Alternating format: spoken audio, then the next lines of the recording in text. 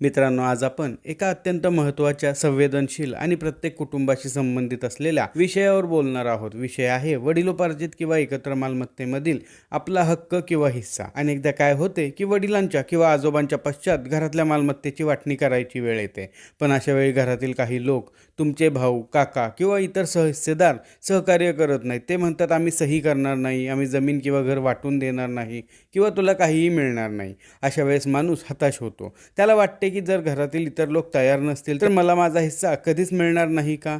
मला वर्षानुवर्षे कोर्टाच्या पायऱ्या झिजवाव्या लागतील का? पण मित्रांनो, आजचा व्हिडिओ पाहिल्यानंतर तुमच्या मनातील ही सगळी भीती दूर होणार आहे.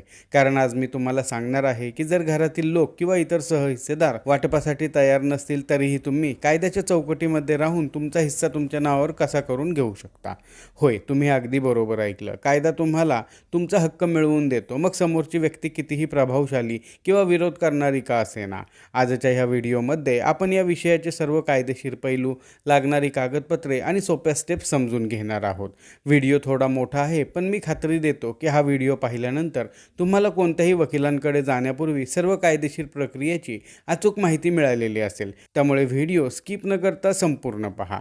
त्याचबरोबर तुम्हाला आमच्यातर्फे कायदेविषयक सल्ला घ्यायचा असेल तर स्क्रीनवर दिसत असलेल्या मोबाईल नंबरवर व्हॉट्सॲप मेसेज करून तुम्ही कॉल बुक करू शकता. त्यासाठी नाममात्र सल्ला फी आकारली जाईल. आपला हिस्सा वाटपामध्ये कसा मिळवायचा हे समजून घेण्यापूर्वी अगोदर मालमत्तेचा प्रकार कोणता आहे हे समजून घेणे अत्यंत गरजेचे आहे. कारण कायद्यानुसार दोन्ही मालमत्तांचे नियम वेगवेगळे आहेत. त्यापैकी पहिली मालमत्ता म्हणजे वडिलोपार्जित मालमत्ता. म्हणजे अशी मालमत्ता की जी तुमच्या पूर्वजांकडून म्हणजेच आजोबा, पणजोबा यांच्याकडून चालत आलेली आहे. हिंदू वारसा कायद्यानुसार वडिलोपार्जित मालमत्तेमध्ये कोणत्याही व्यक्तीला जन्मानेच हक्क मिळतो. म्हणजे जर ती मालमत्ता वडिलोपार्जित असेल तर तुमचे वडील किंवा तुमचे भाऊ तुम्हाला तुमचा हिस्सा देण्यास नकार देऊ शकत नाहीत. त्यावर तुमचा जन्मसिद्ध हक्क असतो. आणि दुसरा प्रकार म्हणजे स्वकष्टार्जित मालमत्ता. म्हणजे अशी मालमत्ता की जी एखाद्या व्यक्तीने स्वतःच्या पैशाने, स्वतःच्या कष्टाने खरेदी केलेली असते. समजा तुमच्या वडिलांनी स्वतः नोकरी किंवा व्यवसाय करून एखादे घर किंवा एखादी जमीन खरेदी केलेली असेल तर ती त्यांची स्वकष्टार्जित मालमत्ता झाली. अशा मालमत्तेवर त्यांच्या हयातीत तुमचा कोणताही हक्क नसतो. ते ती मालमत्ता कोणालाही विकू शकतात किंवा बक्षीस देऊ शकतात. परंतु जर वडिलांचे निधन कोणत्याही मृत्यूपत्राशिवाय झाले तर मात्र त्या स्वकष्टार्जित मालमत्तेचे रूपांतर कायदेशीर वारसांच्या हक्काच्या मालमत्तेमध्ये होते. आज आपण प्रामुख्याने बोलणार की जर मालमत्ता वडिलोपार्जित असेल किंवा मूळ मालकाच्या मृत्यूनंतर ती सर्व वारसांच्या नावावर संयुक्तपणे आलेली असेल आणि तरीही सहहिस्सेदार वाटप करून देण्यास तयार नसतील तर काय करायचं. बघा, जर ही प्रॉपर्टी घर असेल, दुकान असेल किंवा अशी शेतजमीन असेल तर तुम्हाला दिवाणी न्यायालयामध्ये एक वाटपाचा दावा दाखल करावा लागेल. हा दावा कोणताही सहहिस्सेदार, मग तो पुरुष असो किंवा महिला असो, मालमत्तेत स्वतःचा हिस्सा मागण्यासाठी दावा दाखल करू शकतो. यामध्ये न्यायालयाची प्रक्रिया कशी चालते हे देखील पाहणे आवश्यक राहते.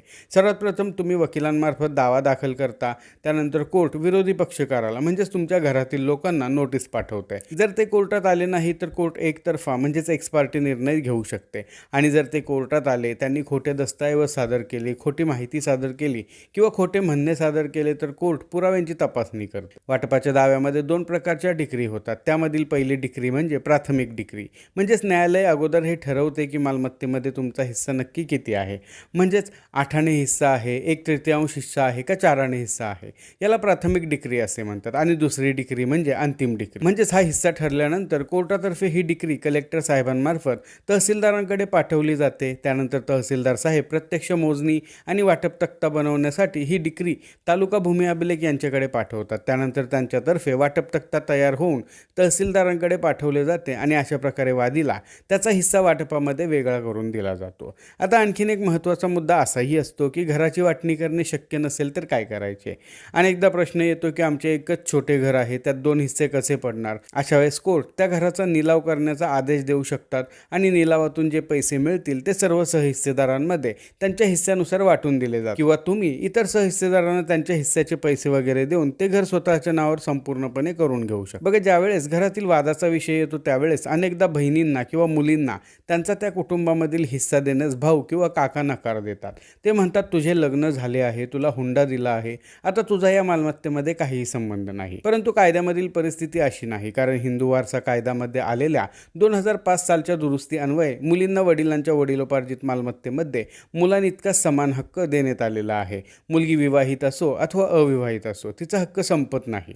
आणि आणि त्याही पुढे जाऊन विनीता शर्मा विरुद्ध राकेश शर्मा या केसमध्ये सर्वोच्च न्यायालयाने हे स्पष्टच केले की 9 सप्टेंबर 2005 रोजी वडिलांचे निधन झालेले असो किंवा नसो, मुलगी जिवंत असेल तर तिला तिच्या जन्मापासूनच वडिलोपार्जित मालमत्तेमध्ये हिस्सा मिळतो. त्यामुळे जर तुम्ही महिला असाल आणि तुमचे माहेरचे लोक तुम्हाला हिस्सा देण्यास तयार नसतील तर तुम्ही अगोदर सांगितलेल्या पद्धतीनुसार थेट कायदेशीर कारवाई करून वाटपामध्ये तुमचा हिस्सा मिळवू शकता.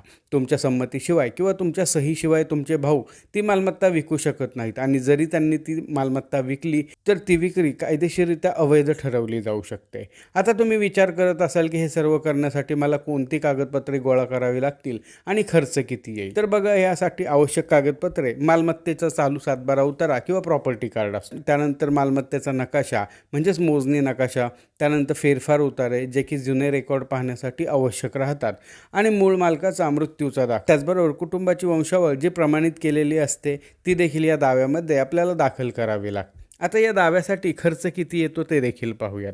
ज्यावेळेस तुम्ही दिवाणी न्यायालयामध्ये वाटपाचा दावा दाखल करता त्यावेळेस तुम्हाला तुमच्या हिस्स्यावरही कोर्ट फी स्टॅम्प द्यावा लागतो. वकिलांची फी हा तुमचा वैयक्तिक विषय असतो. तर मित्रांनो, आज आपण पाहिले की घरातील सहहिस्सेदार कितीही विरोधात असतील, त्यांनी सही करायला नकार दिला तरीही कायदा तुम्हाला हातात सोडत नाही. तुमच्याकडे दिवाणी न्यायालयामध्ये वाटपाचा दावा दाखल करून त्याची मागणी करणे हा एक सर्वात चांगला पर्याय खुला आहे. माझा तुम्हाला एक मोलाचा सल्ला असेल की कायदेशीर लढाई लढण्यापूर्वी नेहमी एकदा समोरासमोर बसून सामोपचाराने मार्ग काढण्याचा प्रयत्न करा. कारण कोर्ट कचेऱ्यांमध्ये वेळ आणि पैसा दोन्हीही खर्च होतो आणि कुटुंबातील नातेसंबंधामध्ये कटुता येते. जर सामोपचाराने मार्ग निघाला तर तुम्ही आपापसातील वाटणीपत्र नोंदणीकृत देखील करून घेऊ शकता. पण जर समोरची व्यक्ती अतिशय आडमुठी भूमिका घेत असेल, तुमचा हक्क मारण्याचा प्रयत्न करत असेल, तुम्हाला वाटप देत नसेल तर मात्र अजिबात घाबरू नका. अगोदर सांगितलेल्या कायदेशीर मार्गांचा वापर करा. कायदा तुमच्या पाठीशी कायम उभा आहे. तुमचा देखील वाटपाचा दावा कोर्टामध्ये दाखल असेल आणि तुम्हाला त्याबाबत काही अडचण असेल किंवा काही प्रश्न असतील तर कमेंटमध्ये विचारा. अथवा स्क्रीनवर दिसत असलेल्या मोबाईल नंबरवर व्हॉट्सॲप मेसेज करून सशुल्क सल्ला घ्या. आजच्या व्हिडिओमध्ये आपण येथेच थांबणार आहोत. पुन्हा भेटू अशाच एका माहितीपर व्हिडिओमध्ये. तोपर्यंत नमस्कार.